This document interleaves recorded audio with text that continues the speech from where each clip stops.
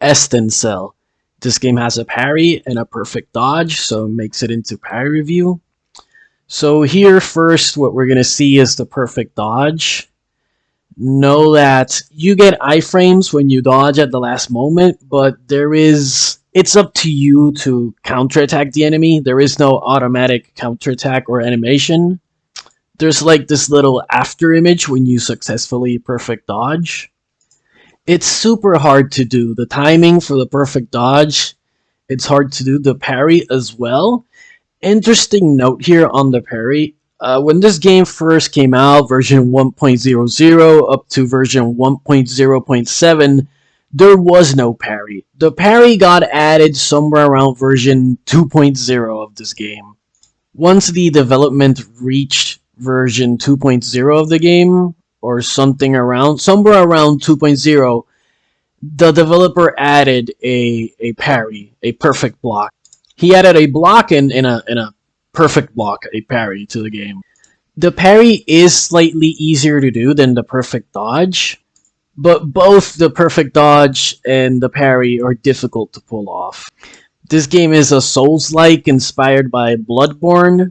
This is a solo developer. This entire game is made by just one guy, so I'm not gonna shit all over it, even though I didn't like this game.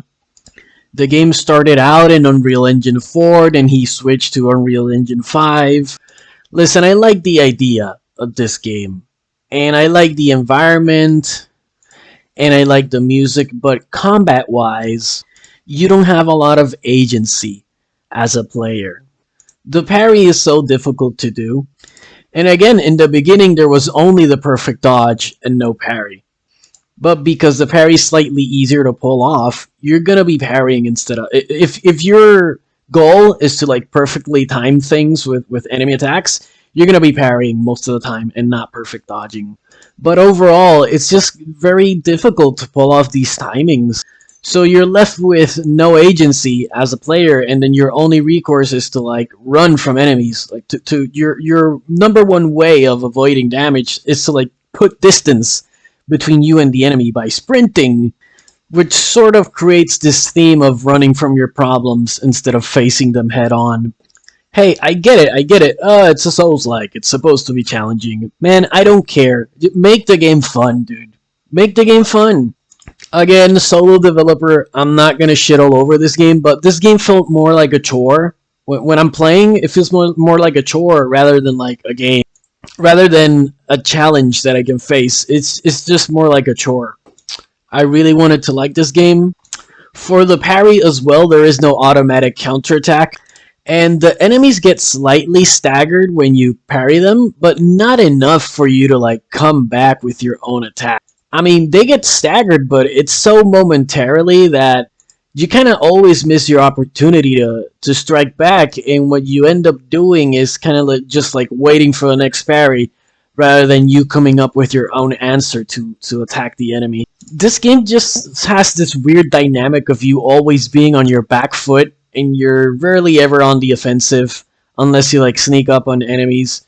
I don't appreciate that really, and not just in this game, but in all games. Like I want to take part. I want to have an active participation in the combat. I don't want to just like passively have to like, I gotta be scared because I gotta avoid things, or the timing is so strict on the parry that I just have to be paranoid all the time.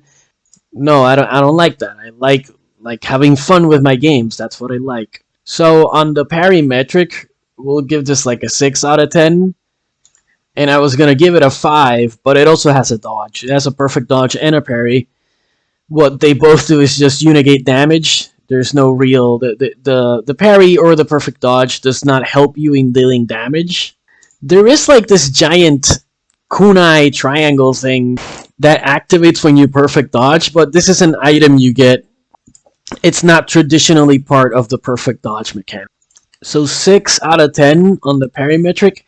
And on the fun and enjoyment scale, man, like a 4 or a 5.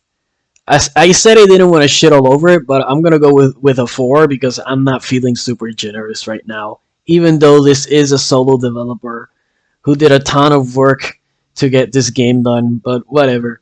Thanks for watching, take care, and enjoy.